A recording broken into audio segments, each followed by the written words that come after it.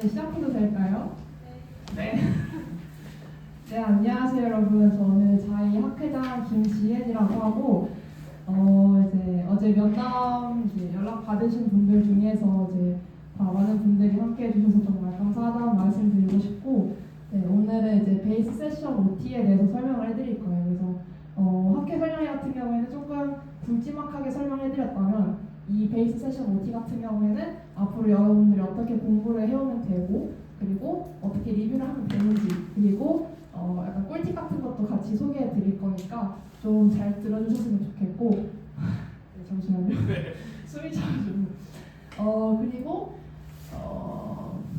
네, 저희 OT는 1시간 반 정도 진행이 될 건데, 앞에 이제 뒷부분부터 운영진분들끼리 이제 특강을 조금 간단히 해주실 거예요. 그래서 그 특강에마다 조금 좀 길어지거나 짧아지는 부분들이 있어서 최소 1시간 반 정도 진행이 된다고 생각하시면 되고, 조금 길어질 수 있다 이 정도만 생각해 주시면 될 것 같습니다. 네, 그러면 이제 OT를 시작할 예정이고, 네, 컨텐츠만 간단히 소개해드리도록 하겠습니다.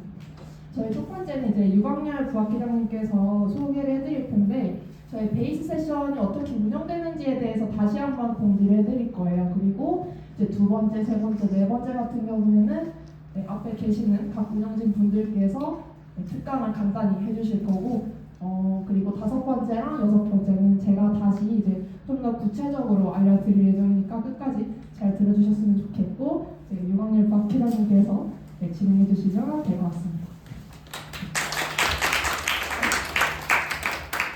네. 안녕하세요. 저는 베이스 세션 운영 방식 안내를 맡은 자이 부학회장 유광입니다. 반갑습니다. 그래서 어제 진짜 많은 분들이 지원해 주셔서 이제 베이스 세션이 간신히 형성되었습니다.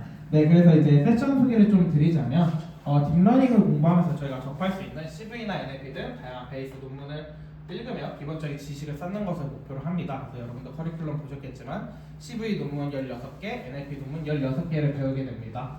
그 다음에 추가적으로 기본 아키텍처를 코드로 직접 구현해보고 데이터 변경 및 학습 등을 실습을 통해 코드 이해에 대한 능력도 형성시키는 세션입니다. 그래서 저희가 이제 진행을 안내할 건데요. 요일은 어제 이제 알려주신 스터디 요일을 바탕으로 이제 팀을 다 짰습니다. 그래서 이거는 추후에 이제 학회장님께서 이제 발표해 주실 거고요. 스터디 시간은 이제 19시로 정해놨습니다. 근데 각 팀마다 특성에 맞게 조금씩은 뭐 변경하셔도 돼요. 10분 일찍 하시거나 뭐 10분 늦게 하시거나, 이거는 이제 뭐 팀원분들 중에 이제 출근하시는 분들도 있기 때문에 그거에 맞춰서 진행하시면 될 것 같습니다. 그리고 이제 모든 스터디는 학교 강의실에서 진행됩니다. 그래서 저희가 강의실 대여도 다 했기 때문에 좀 이따 각 팀 대표가 나와서 가위바위보로 정할 예정입니다. 네, 그리고 저희는 지금 스터디 진행을 노션 및 홈페이지를 활용하고 있습니다. 그래서 저희가 좀 이따 노션을 초대해 드릴 건데, 노션 안에 이제 과제, 논문, 그리고 이제 각 팀 뭐뭐 하면 되는지가 적혀져 있고, 홈페이지에는 이제 논문 리뷰하신 거나 어떤 스터디 보고서 이런 걸 올리시게 됩니다. 그리고 코드 같은 경우에는 저희가 이제 기터브도 초대해 드릴 건데, 이 오르가나이제이션을 활용해서 코드 리뷰를 진행하시게 될 것 같습니다. 그래서 저희 이게 홈페이지고, 네, 노션은 저희가 따로 좀 이따 초대해 드리도록 하겠습니다. 네, 세미나 방식입니다. 매주 5명이 발표를 이제 하게 됩니다. 그래서 논문 4명, 코드 1명인데, 논문 4명은 이제 저희가 정하게 됩니다. 네, 코드 1명은 매주 스터디마다 8명 중에 1명이 랜덤으로 진행하게 됩니다. 그래서 언제 코드를 발표할지 모르니까 다들 열심히 준비하셔야겠죠. 각 팀 뭐 사다리 타기를 하든, 아니면 가장 뭐 논문을 발표를 못했다 싶은 사람 시키셔도 되고, 편하신 대로 시키면 됩니다. 그래서 발표자는 총 4개의 논문 중에 하나를 선택해서 발표하게 됩니다. 그래서 저희가 지금 각 팀 8명으로 구성을 해놨는데, 8명 중에 반은 1주차, 반은 홀수차, 뭐 이렇게 이제 발표를 진행하시게 되고요. 4개는 이제 알아서 잘 배분하시면 됩니다. 그래서 뭐 가위바위보를 해서 논문을 선택하는 순서를 갖든, 이거는 각 팀 자율 운영입니다. 그다음에 나머지 4개 중에 이제 발표를 4명이 하면은 나머지 4명은 무엇을 하냐? 나머지 논문 4개가 이제 1주차에 뭐 논문이 4개가 있으면 발표하는 사람 제외하고, 발표하는 사람은 4개 논문 중에 이제 2개를 공부하고 1개의 논문 리뷰를 진행하게 됩니다.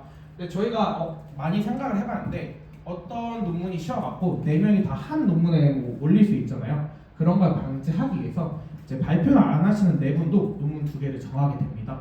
그래서 여기 보면 A, B, B, C, C, D, A, B라 했는데, 이게 무슨 말이냐?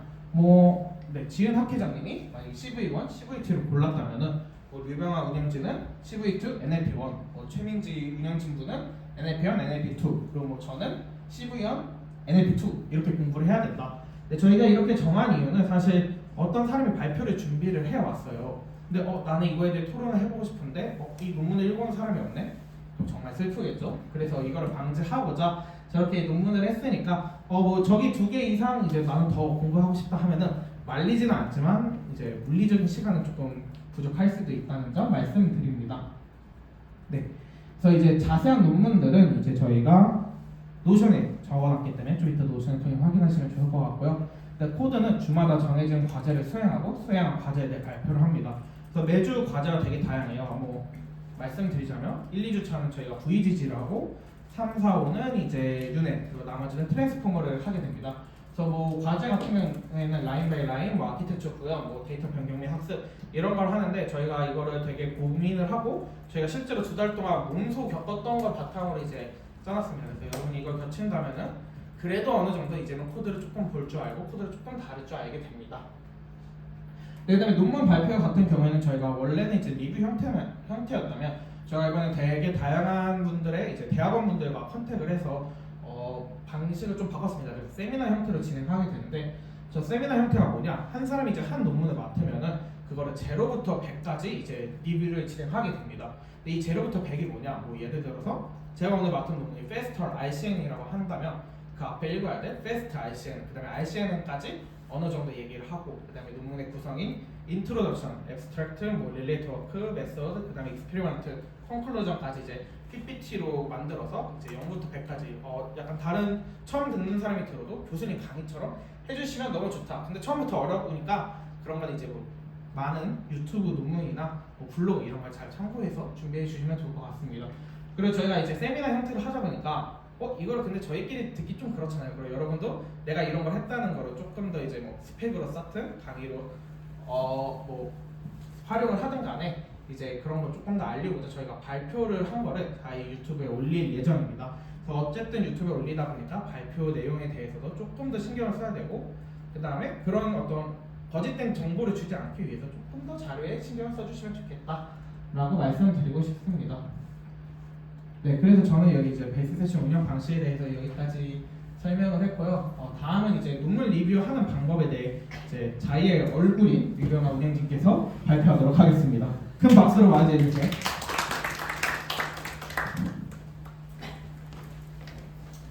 네, 안녕하세요.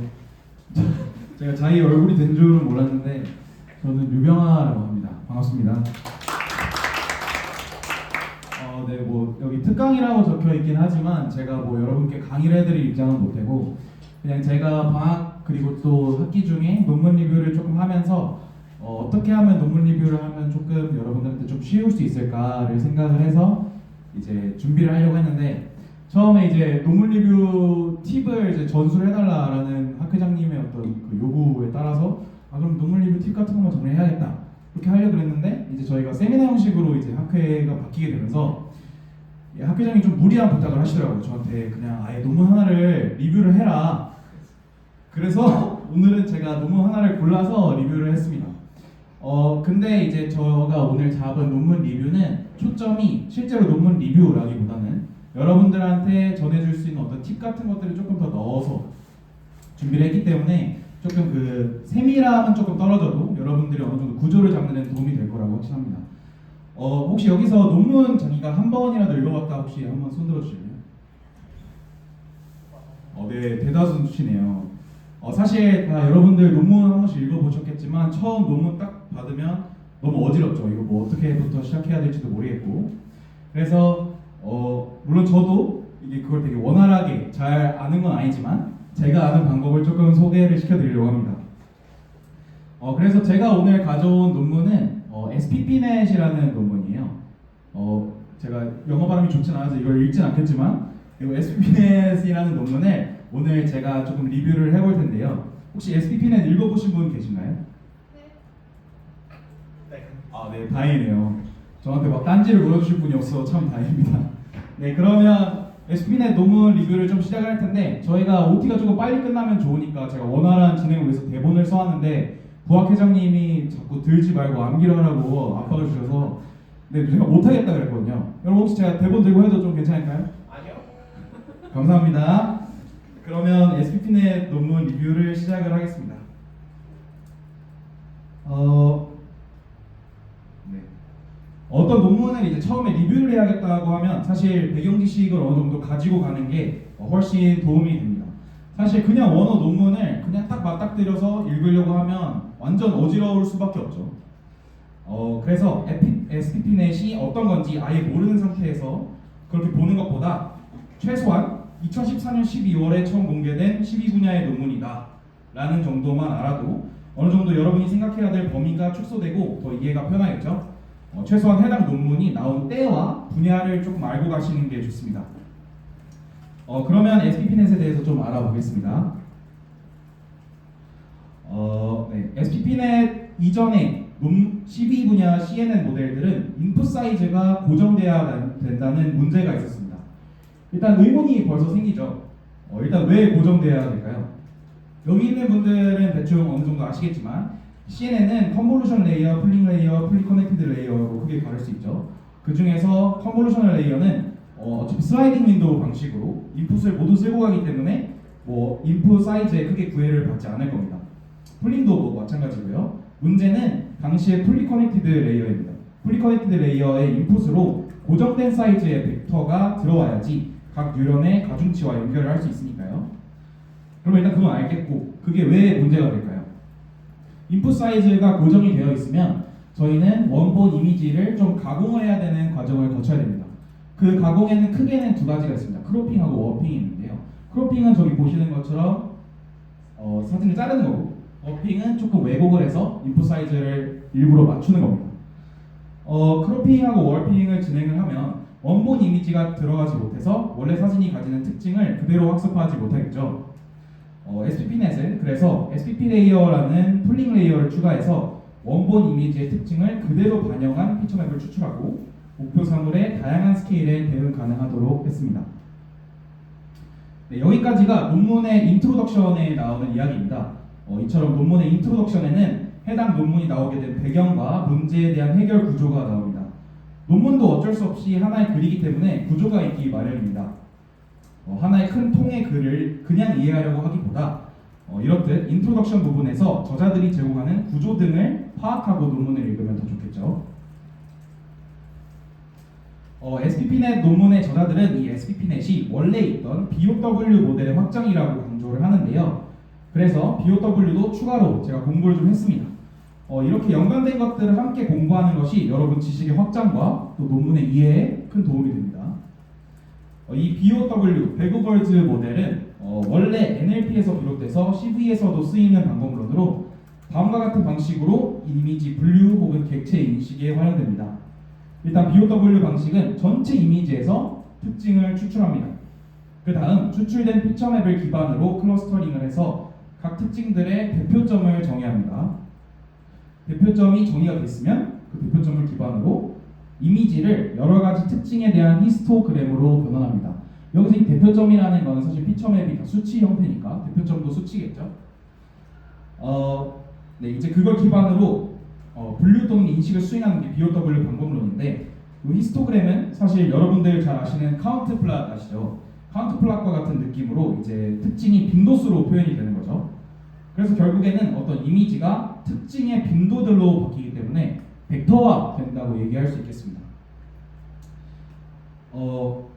네, 그래서 이제 BOW 방법론에 대해서 배웠으니까 이게 SPP넷하고 어떤 부분에서 연관이 있는지를 좀 봐야겠죠.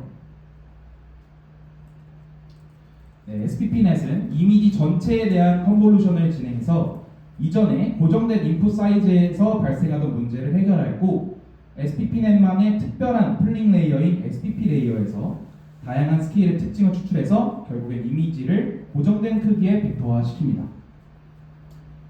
네, 또 SPP넷은 CV의 디텍션 태스크에서 기존의 RCNN에 비해서 계산적인 효율성 또한 엄청나게 가지고 있다고 말하고 있는데요. 대체 왜 그럴까요? 논문에서 말하는 바를 정확하게 이해하려면 RCNN 과정에 대한 이해도 필요하겠죠. 왜냐하면 RCNN에 비해서 계산적인 효율성이 있다고 논문에서 얘기를 해줬으니까요. 저는 여기서 좀 투박하게 설명하겠지만 여러분 이게 1주차에 사실 있거든요. 여러분들은 이거 공부할 때 더 자세하게 공부하셔야 됩니다.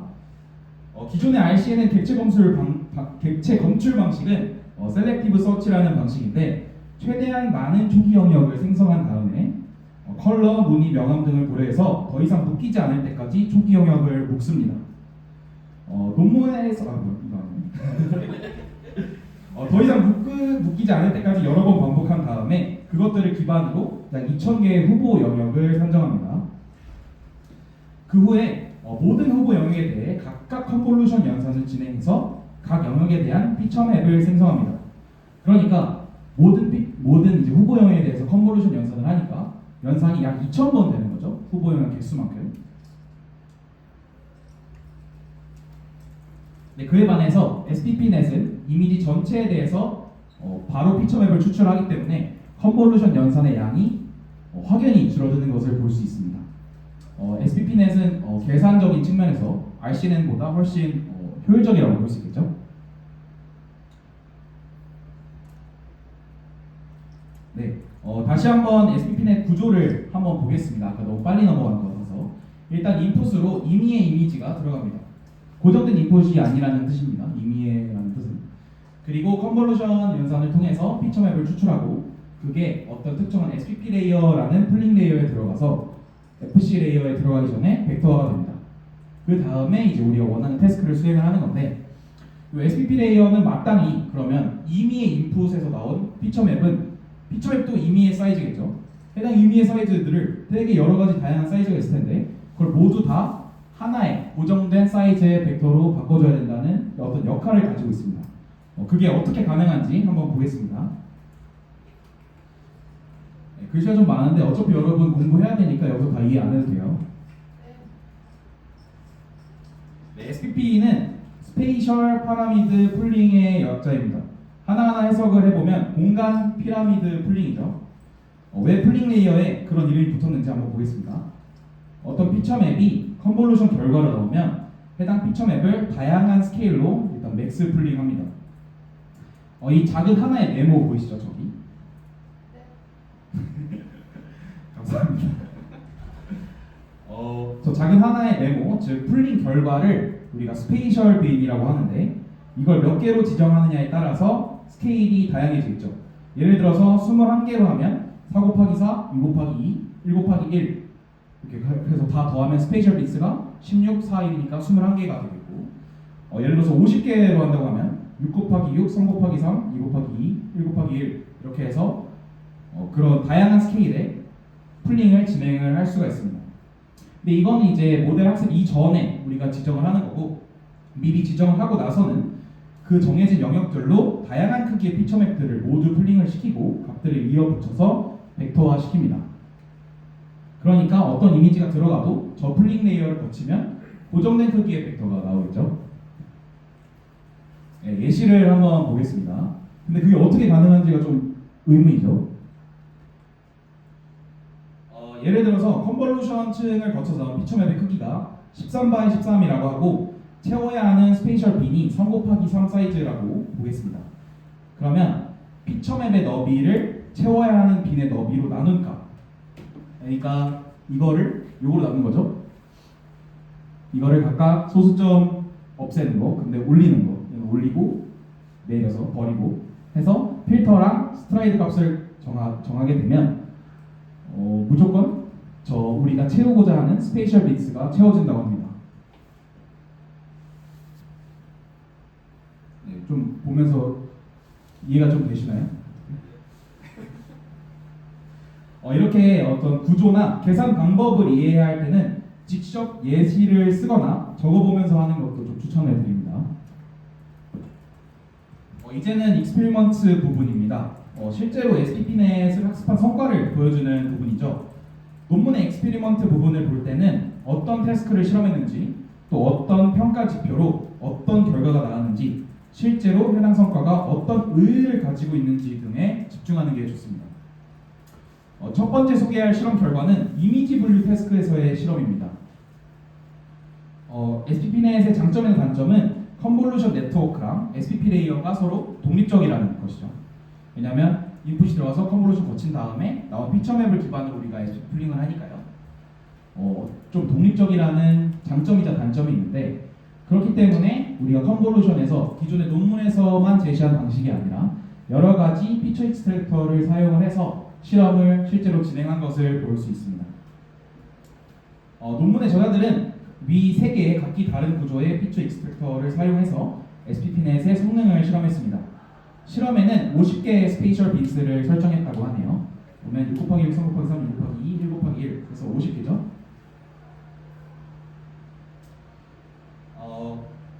네, 결과는 차례로 SPP 없이 그리고 SPP를 사용하고 대신 인풋 사이즈를 하나로 고정한 거, 그 다음에 SPP를 사용하고 인풋 사이즈도 다양하게 설정한 거 이렇게 각각 3개입니다. 탑1 에러랑 탑5 에러라는 값이 낮아지는 게 보이시죠? 저는 사실 원래 발표에 요 평가지표에 대한 설명도 추가하려고 했는데 우리 악독한 학회장님이 여러분 공부할 거 더 늘려주겠다고 착한 마음씨로 설명을 하지 말라고 합니다. 이거는 에러라고 적혀 있으니까 여러분 대충 이게 낮으면 좋을 거다라는 건 아시겠죠? 네. 보시면 점점 낮아지는 걸 볼 수 있습니다. 점점. 일단 SPP를 사용하는 게 더 좋다는 걸 이제 첫 번째 단계에서 알 수 있고, 그 다음에 싱글 사이즈를 가지고 트레이닝을 하는 것보다 되게 다양한 아비트리한 인풋 사이즈를 가지고 트레이닝하는 게 더 낫다는 것도 여기서 증명이 되겠죠. 네, 그 다음에는 오브젝트 디텍션 태스크에서의 실험입니다. 본 논문의 저자들이 아니라 스케일과 구조를 조금씩 다르게 해서 SPP 레이어와 RCNN을 각각 실험한 것을 볼 수 있습니다. 각각 모두 MAP의 퍼센트 값이고 SPP 레이어의 5 스케일 모델과 5 스케일 모델의 프레시전 값이 가장 높은 것을 볼 수 있습니다. 성능 지표에 대한 설명은 또 건너뛰겠습니다. 여러분 이거를 한 번씩 좀 보면서 이게 어떤 의미를 가지고 있는지, 이 성능 지표가 어떤 의미를 가지고 있는지를 조금 이해를 할 필요가 있어요. 왜냐하면 나온 게 또 나오고 나온 게 또 나오고 하니까요. 여기서 좀 집중해야 할 점은 RCNN보다 컨볼루션 연산은 측면에서 훨씬 더 효율적이라는 겁니다. 여기 보시죠. 네. 이제 이 정도고요. 마지막 컨클루전에서 여러분 정리를 좀 하겠습니다. 컨클루전 부분에서는 여러분들이 읽은 내용이 다 맞고 내가 잘 정리가 되는지를 좀 다시 한번 확인을 할 수 있어요. 일단 SPP넷은 인풋 사이즈가 고정되어 있었던 이전의 CNN 기반 모델들에서 이미지 사이즈 인풋을 허용해서 학습 성능을 향상시켰다는 얘기가 있고요. 이미지 전체에 대해서 컨볼루션 연산을 시행하는 방법을 통해서 연산 측면에서 기존의 것들보다 압도적 우위를 점할 수 있었습니다. 그리고 SPP 레이어에서 사용한 다양한 스케일의 스페이셜 빈스를 사용했죠. 아까 보면 n 곱하기 n부터 1 곱하기 1까지. 그래서 다양한 스케일, 멀티 스케일을 가지고 이렇게 학습을 하는 걸 멀티뷰라고 하는데 SPP넷을 통해서 되게 많은 사람들이 이렇게 멀티뷰로 우리가 학습을 하면 잘 되겠구나 이런 것도 파악을 했다고 합니다. 그래서 이걸 통해서 멀티뷰의 이점을 파악하고 그걸 통해서 다양한 스케일에 대응할 수 있게 되었다고 합니다. 네, 여러분 제가 이게 어차피 유튜브에 올라갈 건 아니지만 여러분들 영상이 이제 웬만하면 유튜브에 올라갈 거기 때문에 제가 여기서 막 따온 이런 사진들 같은 거 있죠. 이런 것들이 저작권에 걸릴 수가 있어요. 그래서 저처럼 이렇게 레퍼런스를 꼭 적어주셔야 됩니다. 네, 이 정도가 제가 말씀드릴 수 있는 것들인 것 같고요.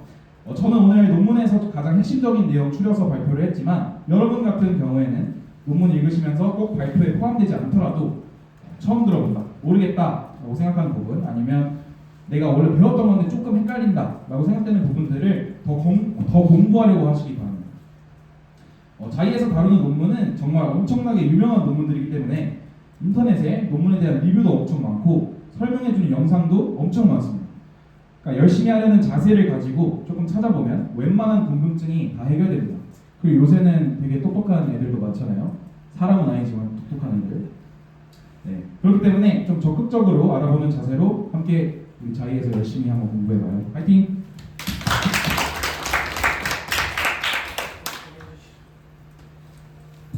네, 다음은 저희 자이에서 가장 좀 냉철한 운영진으로 소문이 나 있는 최민지 사부님께서 코드 리뷰에 대한 특강 조금 해주시겠습니다.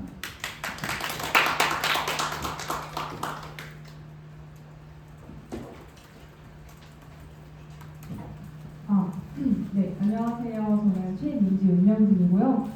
방금 냉철하다고 말씀을 해주셨는데 아닙니다, 여러분. 저는 굉장히 친절하다고 생각을 하고 있기 때문에 여러분도 그렇게 생각을 해주셨으면 좋겠고, 네, 제가 진행할 부분은 코드 리뷰입니다. 그런데 이제 코드 리뷰라고 한다면 저희가 면접 때도 말씀을 드렸다시피 VS 코드를 사용하게 되는 측면에서 이게 아직 익숙하지 않다라고 생각하시는 분들이 있기 때문에 준비한 부분이고요. 만약에 우리가 VS 코드를 좀 익숙하게 사용하고 계시다라고 한다면 사실 이 부분은 조금 수월하게 들리실 겁니다. 아주 기초적인 부분을 다루고 있으니까 네, 그 점 유의해 주시면 좋겠습니다. 네, 그래서 제가 코드 리뷰에서 말씀드릴 것 같은 경우에는 지금 가상환경 말씀드릴 거고, 디버깅 관련해서 또 말씀드릴 거고, 그리고 기터브 관련해서도 잠깐 말씀을 드리도록 할 거예요. 먼저 가상환경부터 말씀을 드리도록 하겠습니다. 일단 가상환경이란 프로젝트 개발 시 사용되는 독립적인 환경이라고 할 수 있는데요. 아마 지금 딥러닝을 한 번씩 공부해 보신 분들이기 때문에 이 가상환경은 잘 알고 계실 거라고 생각을 합니다. 그래서 우리가 어떤 프로젝트를 진행할 때 다 이제 요구하는 패키지들이 다르기 때문에 그거를 일일이 맞춰서 매일 재설치를 할 수 없으니 이렇게 가상환경을 만들어서 사용을 하신다고 생각을 하면 되겠고요. 가상환경을 만드는 것 같은 경우에는 여러분이 로컬을 사용하신다고 했을 때 이 로컬에서 내가 일일이 어떤 프로젝트에 맞추겠다라고 하는 게 아니라 어떤 가상환경을 만들어서 이제 거기에서 프로젝트를 다시 개발하고 또 다른 가상환경에서 개발하고 이런 식으로 하기 위해 만든다고 할 수 있습니다. 그래서 가상환경 생성 같은 경우에는 우리가 뱀블을 사용하는 방법이랑 콘다를 사용하는 방법이 있어요. 네, 근데 제가 지금 뒤에서 말씀드린 거는 말씀드릴 부분은 뱀블을 사용해서 이렇게 실행 환경을 생성하는 방법인데요.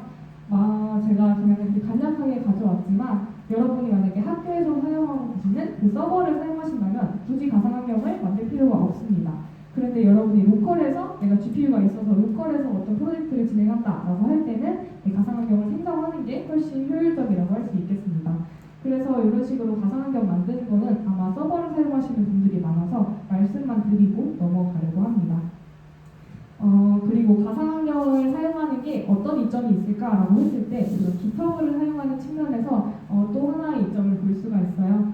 우리가 이제 GitHub를 보면은 다양한 파일 중에 requirements 텍스트 파일이 있을 텐데 이거 같은 경우에 지금 나와 있는 것처럼 어떤 프로젝트에서 필요로 하는 어떤 사양들을 담고 있습니다. 그래서 토치는 1.13 이상 이런 식으로 어떤 프로젝트에 필요한 거를 알려주는데 이런 걸 담고 있을 때 우리가 터미널에서 이런 이 requirements 텍스트 파일을 실행을 해서 설치를 해서 하면은 그 가상환경에서 필요로 하는 이런 환경을 세팅을 하고 할 수 있기 때문에 가상환경을 사용하는 것이 좋다라고 한 번 더 말씀을 드려요. 그 다음은 이어서 마저 GitHub 얘기를 해볼 텐데 아까 가상환경 부분이 있었다면 GitHub에 들어가면 가장 여러분이 먼저 볼 수 있는 게 리드미일 겁니다. 그래서 그 GitHub를 들어가면 이런 식으로 소개가 되어 있는 글도 있고 우리가 리드미를 클릭을 해도 이런 소개글이 보이는 것을 볼 수 있습니다.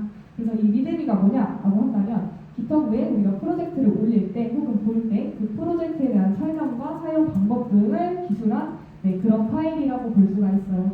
그래서 이 리드미가 왜 필요하냐라고 했을 때 프로그램을 수월하게 이해하기 위해서 그리고 이제 여러 사람들과 프로젝트를 협업할 때 그 지침서 역할을 할 수 있게 하기 위해서 이 리드미를 본다고 할 수가 있겠습니다. 그래서 우리가 이 리드미를 보고 이 GitHub에 올라가 있는 프로젝트를 내가 로컬로 혹은 어떤 서버로 가져와서 사용을 하고 싶다 할 때 우리는 이 gitclone 명령어를 수행을 해서 이렇게 복제를 해옵니다. 그래서 지금 여기 보이는 이 까만 것 같은 경우에는 VS 코드의 터미널 부분인데요. 지금 gitclone 명령어를 써서 내가 이 GitHub에 있는 이 주소를 가져온다라고 한다면 제가 지금 위치해 있는 이 위치에 이렇게 이 프로젝트가 복제된 것을 확인할 수가 있습니다. 그 다음은 디버깅에 대해서 말씀을 드릴 텐데요. 우리가 이렇게 어떤 프로젝트를 로컬로 혹은 내가 수행할 공간으로 가져왔을 때 당연히 그게 마음처럼 되지 않을 겁니다. 뭐 오류가 발생할 수도 있고요, 뭐 버그가 발생할 수도 있을 텐데 그런 부분을 우리가 디버깅을 통해서 조금 더 찾아나가는 그런 것이라고 생각을 해주시면 됩니다. 그래서 무턱대고 그냥 여러분이 이제 코드를 그냥 막 뜯어서 고치는 경우가 있을 텐데 그렇게 할 경우에는 오히려 더 많은 문제를 발생시킬 수 있고요. 그렇기 때문에 우리가 코드 하나하나 보면서 이렇게 디버깅을 실행해야 한다, 디버깅을 해줘야 한다라는 부분을 설명을 드려요. 그래서 제가 이제 다양한 디버깅 방법이 있겠지만 장기적으로 사용했을 때 가장 좋을 거라고 생각한 게 이 VS 코드의 디버거라고 생각을 해서 디버거에 대해서 간단하게 말씀을 드릴 텐데요. 우리가 이 VS 코드에서 디버거를 실행을 하게 되면 가장 먼저 보이는 게 저 자그마한 탭입니다. 이거 같은 경우에는 기본적으로 우리가 코드 하나하나 어떤 오류가 발생했는지를 볼 수 있게 해주는 그런 도구예요. 그래서 왼쪽부터 보면은 저 삼각형 세모 같은 경우에는 우리가 브레이크 포인트라는 것을 지정을 해줬을 때 그 브레이크 포인트를 기반으로 여기서 멈추고 여기서 멈추고 이렇게 해줄 수 있는 거고, 어떤 코드가 돌아가다가 디버깅을 돌렸을 때 브레이크 포인트에서 멈췄을 때 그 다음에 코드를 한 줄 한 줄 실행할 수 있게 해주는 게 저 단위 실행 버튼입니다. 그리고 스테이 인투 같은 경우에는 내가 다양한 함수를 py 파일 하나에서 정의하는 게 아니라 여러 파일에서 정의를 해서 그게 이제 왔다 갔다 하면서 사용이 될 텐데 그러면 내가 이 함수를 썼을 때 문제가 발생했다면 이 함수로 들어가서 그 문제를 보고 싶다라고 한다면 저 버튼을 누르면 그 함수로 들어가서 어떤 오류가 어디서 발생했는지 볼 수가 있고요. 스텝 아웃은 이제 디버깅하고 있는 함수를 바로 끝내고 밖으로 나오고, 이제 재시작 버튼과 중단 버튼 이런 버튼이 있는 것을 볼 수가 있습니다. 네, 그 다음은 이제 좀 더 어떤 문제가 발생하는지 어떤 상황인지 지금 내 코드가 그거를 볼 수 있는 게 저기 이제 VS 코드의 왼쪽 부분에 디버거를 실행하면 보여요. 그래서 거기 보면 이제 베리어블스가 있고 워치랑 펄스텍 이런 것들이 있는데, 일단 베리어블스에서 내가 실행한 코드에서 이제 실행되고 나오는 변수들이 뭐 로컬인지 글로벌 변수인지 그런 것들을 확인을 할 수가 있고, 워치 같은 경우에는 내가 예를 들어서 무슨 모델이라는 변수에 어떤 값이 잘 들어가 있나 이런 걸 보고 싶을 때 이따가 다 같이 보겠지만 그걸 검색을 해가지고 이게 지금 잘 돼 있구나 이런 것을 직접 볼 수 있는 부분이고요. 펄스텍 같은 경우에는 내가 실행하고 있는 그 코드가 함수가 여러 개가 있을 텐데 그게 실행되는 순서를 확인할 수 있는 부분입니다. 그리고 이렇게 코드를 제가 쭉 짜는 부분에서 저렇게 빨간 점을 찍어서 확인을 해보려고 하는데 이게 바로 브레이크 포인트예요. 그래서 어떤 코드를 짰을 때 내가 이 함수를 사용하는 부분에서 혹은 이 코드를 치는 부분에서 이게 약간 오류가 발생할 것 같은데 라고 생각이 들었을 때 이렇게 브레이크 포인트를 찍어서 여기서 멈춰서 코드를 한 줄 한 줄 넘어갈 수 있게 해주는 겁니다. 네, 그렇고요. 그래서 제가 지금은 간단하게 잠시만요. 네, 코드를 있으셔 보도록 하겠습니다. 네, 간단하게 봤을 때 제가 가져온 코드는 사실 내용적인 부분에서는 여러분이 볼 건 없다고 생각이 들고, 지금 이 인퍼런스라는 파일을 내가 디버깅을 사용해서 어떤 과정을 수행해보자 라고 했을 때 제가 만약에 지금 이 부분에서 코드가 실행이 되는데 이렇게 모델을 로드해오는 로드 인터로게이터에 내가 만약에 문제가 있을 것 같다 라고 친다면 여기 이렇게 중간점을 찍어주는 겁니다. 그리고 뭐 이렇게 여러 개 또 설정을 해줄 수가 있는데 뭐 이런 식으로 할 때 저는 지금 이 두 부분에 대해서 어떤 문제가 발생하고 있는지 혹은 문제가 발생할지를 보고 싶을 때 이런 식으로 찍어줍니다. 그리고 원래 기본적으로 우리가 VS 코드를 딱 폈을 때는 파일을 치면은 이렇게 익스플로러 부분이 나올 텐데 여기서 이렇게 디버깅 버튼이 있는 부분 요거를 누르면은 디버깅을 실행을 할 수가 있게 됩니다. 그리고 제가 아까 터미널 얘기를 했는데요. 터미널 같은 경우에는 여기서 보시면 이렇게 터미널을 볼 수가 있어요. 그래서 내가 만약에 여기서 비클론을 아까 말씀드렸던 걸 해온다거나 할 때 여기다가 이렇게 작성을 하게 됩니다. 네, 그렇게 했을 때 내가 디버깅을 돌린다라고 하면 이 버튼을 눌러주는 겁니다. 그러면 코드가 이렇게 돌다가 이 부분을 만났을 때 이게 다 실행이 되고 이거를 만났을 때 멈추게 됩니다. 일단 잘 돌아가고 있고요. 이렇게 돌아가고 있고 완성이 되면 여기 변수가 나올 테고 여기 뭐 어떤 것들이 나오는지 볼 수 있고 함수가 실행되는 순서도 여기 나오게 될 겁니다. 네, 여기서 시간이 조금 걸리는데 이렇게 파이썬 디버거를 사용하는 방법도 있지만 VS 디버거를 사용하는 방법도 있지만 여러분이 뭐 콘솔 로그를 찍어본다든지 아니면 프린트를 찍어본다든지 하는 것도 좀 디버깅의 일종이기 때문에 네, 그런 것들을 생각을 해주시면 되고 다들 머신러닝을 들어보셨을 텐데 머신러닝에서 여러분이 이제 문제가 발생하면은 구글링도 해보고 어떤 문제였는지 이렇게 다 하나하나 봤었잖아요. 그런 과정도 다 디버깅이라고 할 수가 있습니다. 네, 이렇게 잘 들어가고 있는데 시간이 좀 걸리네요.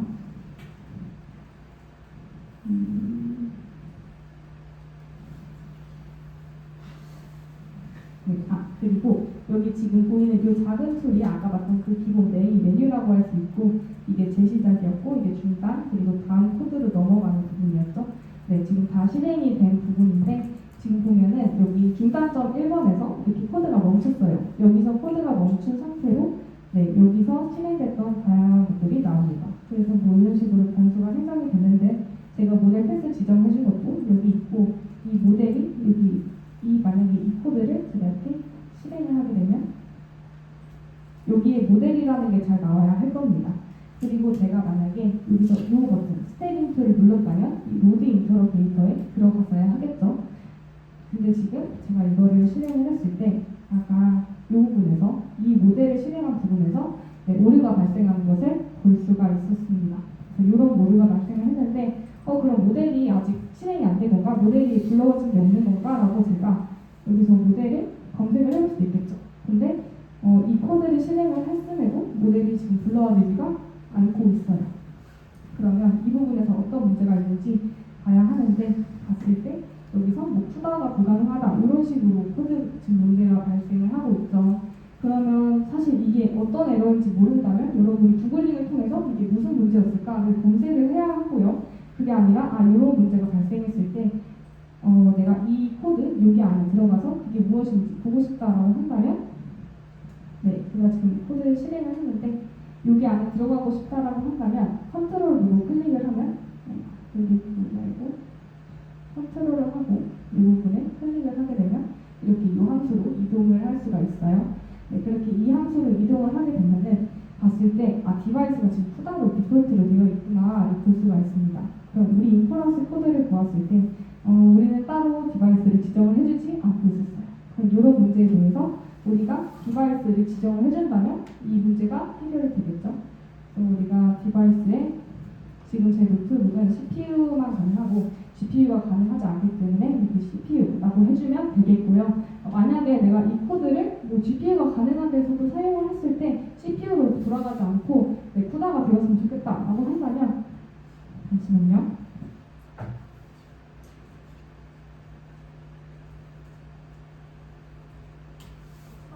만약에 가능하면 좀만 기다리세요. 곧 나올 네. 거예요. 이게 좀 느리구나.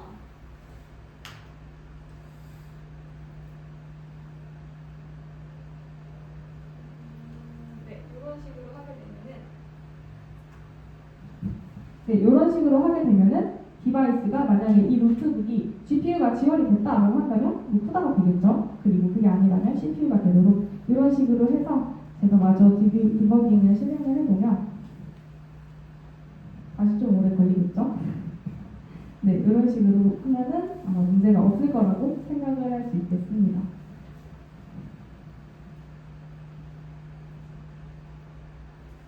스몰 토크 준비해 오시다면서요. 네, 사실 스몰 토크 무슨 얘기를 해야 할지 모르겠네요. 네, 그래서 이런 다양한 부분들에 대해서 지금 본 건데 이게 실행이 됐을 때 이제 모델이 많이 잘 굴려왔었으면 이 코드에서 문제가 발생하지 않았다면 제가 이 부분을 이제 실행을 한다라고 했을 때 모델이 여기서 잘 나와야 하고요.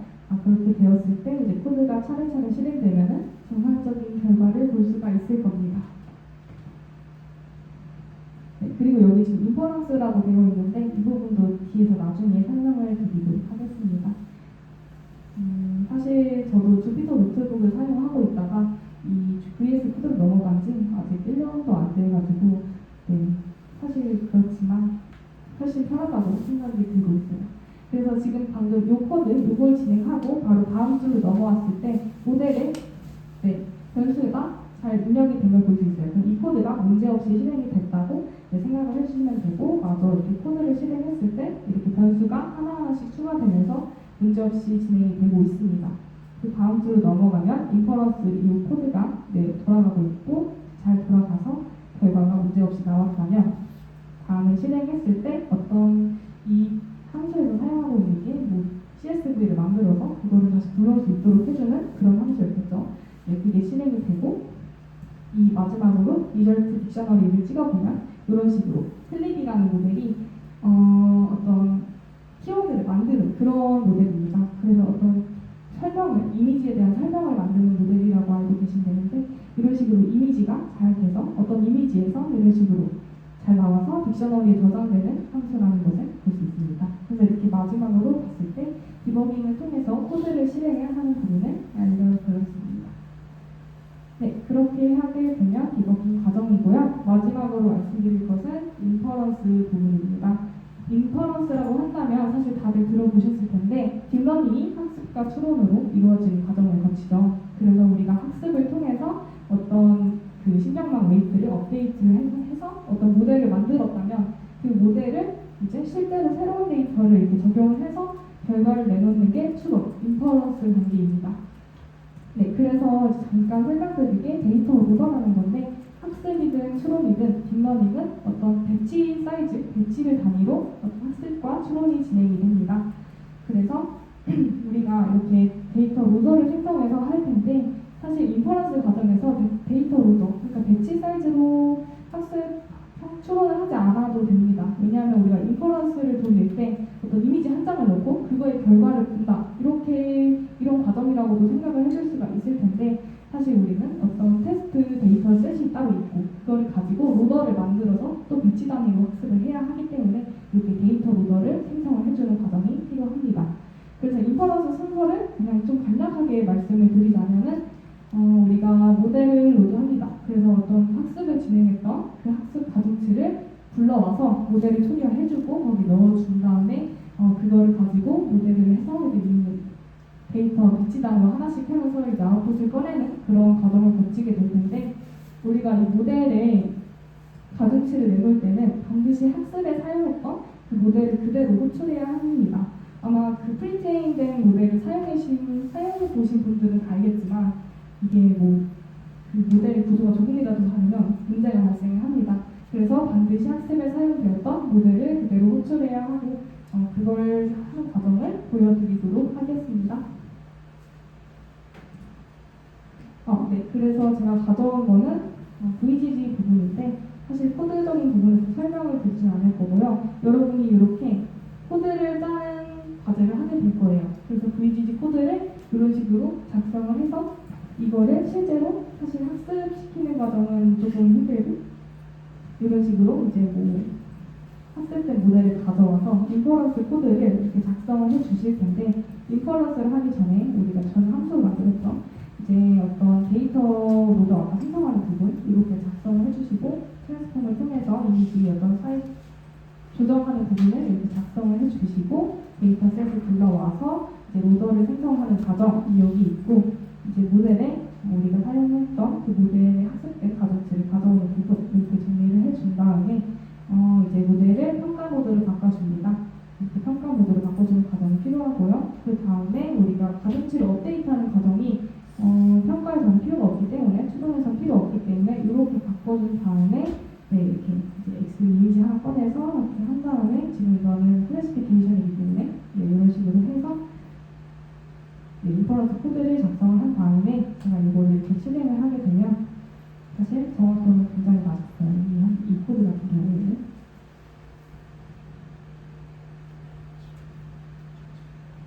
그래서 저 인퍼런스를 지금 그 수준에서 이렇게 작성을 해주었다면 여기 정상적으로 결과가 출력되는 것을 볼 수가 있어요. 그래서 지금 10%밖에 안 되지만 이런 식으로 인퍼런스가 작동하는 것을 볼 수가 있습니다. 그래서 여러분들도 앞으로 이렇게 코드를 쭉 짜신 다음에 이제 이렇게 인퍼런스 코드를 돌리는 과정까지 작성을 해주셔서 이 코드 리뷰를 같이 해주시면 될 것 같습니다.